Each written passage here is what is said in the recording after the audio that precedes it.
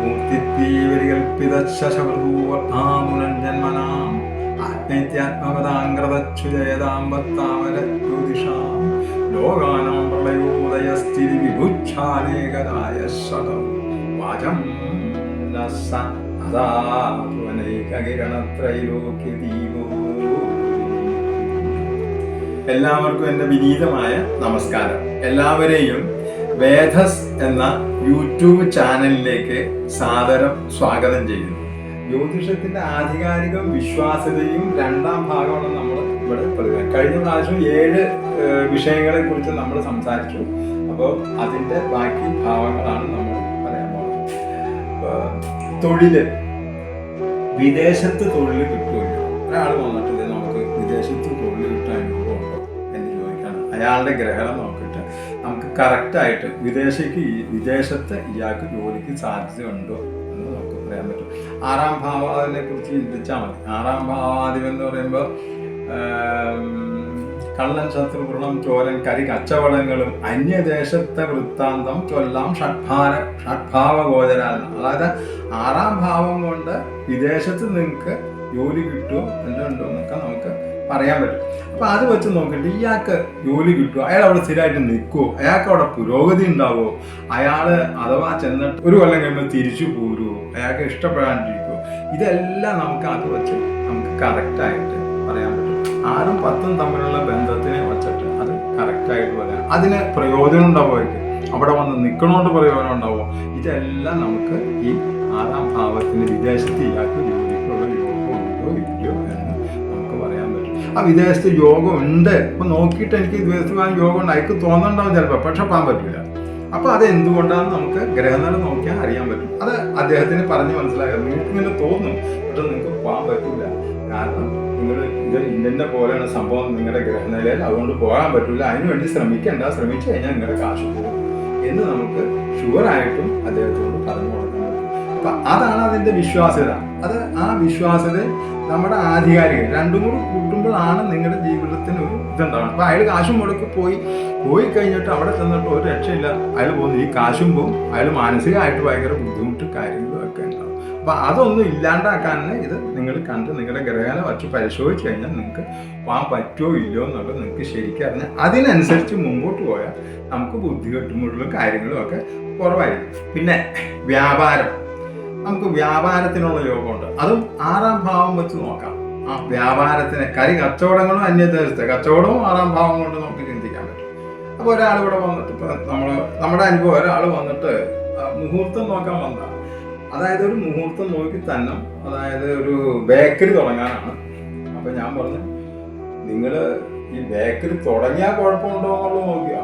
അത് നോക്കിയില്ല, എനിക്ക് ഞാൻ കടയൊക്കെ റെഡിയാക്കി എല്ലാം ശരിയാക്കി വെച്ചേക്കാണ്, അത് ഓപ്പൺ ചെയ്യാനുള്ളൊരു മുഹൂർത്തം മതി.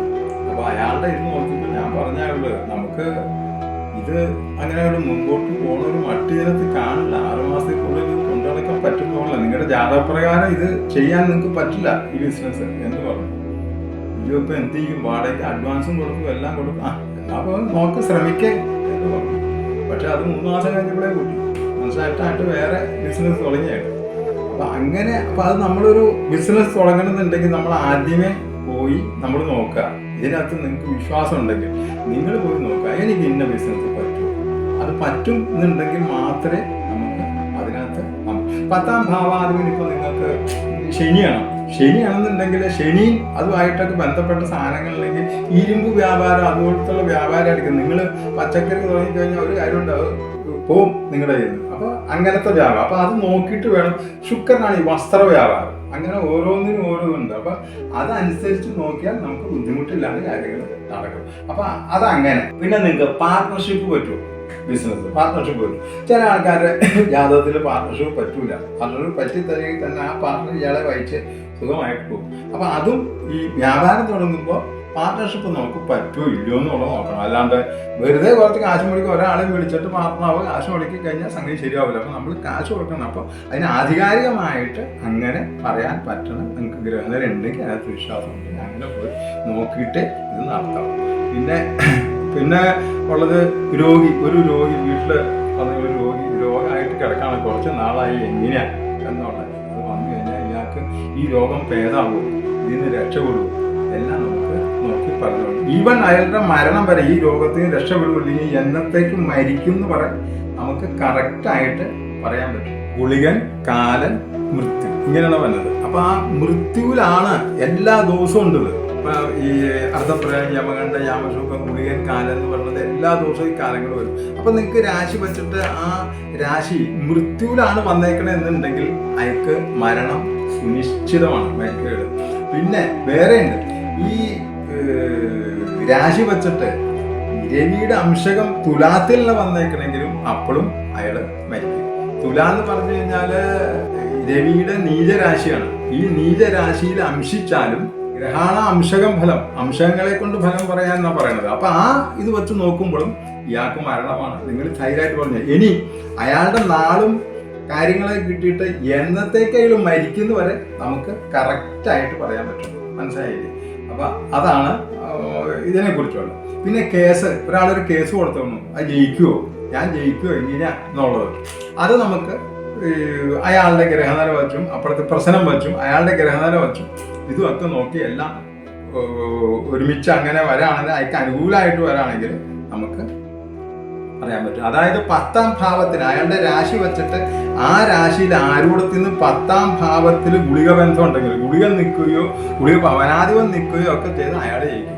നേരെ വെച്ച് 6ന്റെ 10ലാണ് ജയിക്കണമെങ്കിൽ അയാളുടെ ഈ ശത്രു ആയിരിക്കും ജയിക്കാൻ പോകുന്നത്. അപ്പൊ അത് നമുക്ക് അത് കറക്റ്റായിരിക്കും. അതാണ് ശരിക്കും കറക്റ്റായിട്ട് തന്നെ കിട്ടും. അതുപോലെ തന്നെ ഒരു കേസ് വന്നേക്കും, ഇതിന്റെ വിധി ഇത് എത്ര നാളുകൊണ്ട് വരും എന്നുള്ളത് നമുക്ക് ഇത് വെച്ച് കറക്റ്റായിട്ട് നമുക്ക് പറയാൻ പറ്റും. അതൊക്കെയാണ് ഇതിന്റെ ഇതാ. അതുപോലെ നഷ്ടപ്രശ്നം, ഒരു സാധനം നഷ്ടപ്പെട്ടിട്ട് ഒരു നഷ്ടപ്രശ്നത്തിൽ വേണമെങ്കിൽ മാക്സിമം 48 മണിക്കൂർ, അതിൽ കൂടുതൽ 48 മണിക്കൂറിൽ വന്ന് നോക്കിയിരിക്കണം. അല്ലാണ്ട് 6 മാസം കഴിഞ്ഞിട്ട് എൻ്റെ ഒരു സാധനം നഷ്ടപ്പെട്ടു എന്ന് നോക്കാൻ പറഞ്ഞിട്ട് അത് കിട്ടൂല നമുക്ക്.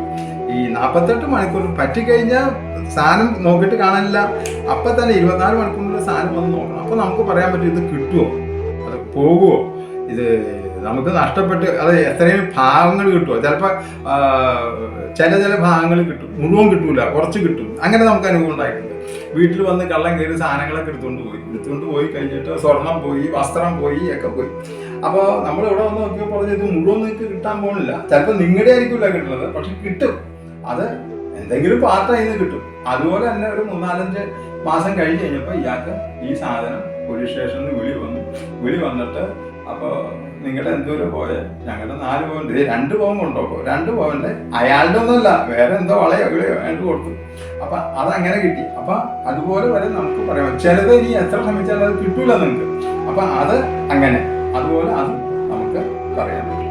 അപ്പോൾ ഈ ചാനൽ കാണാനും ലൈക്ക് ചെയ്യാനും സബ്സ്ക്രൈബ് ചെയ്യാനും നിങ്ങൾക്ക് അത് മറ്റുള്ള ഫ്രണ്ട്സിനോ മറ്റുള്ളവർക്ക് ഷെയർ ചെയ്യാനും ഞാൻ വിനീതമായി അഭ്യർത്ഥിക്കുകയാണ്. അടുത്ത എപ്പിസോഡ് കുജദോഷത്തിനെ കുറിച്ചായിരിക്കും. ചൊവ്വാദോഷം ജാതകത്തിൽ എങ്ങനെ വരുന്നു എന്നുള്ളതായിരിക്കും അടുത്ത എപ്പിസോഡിൽ പ്രതികരിക്കാം.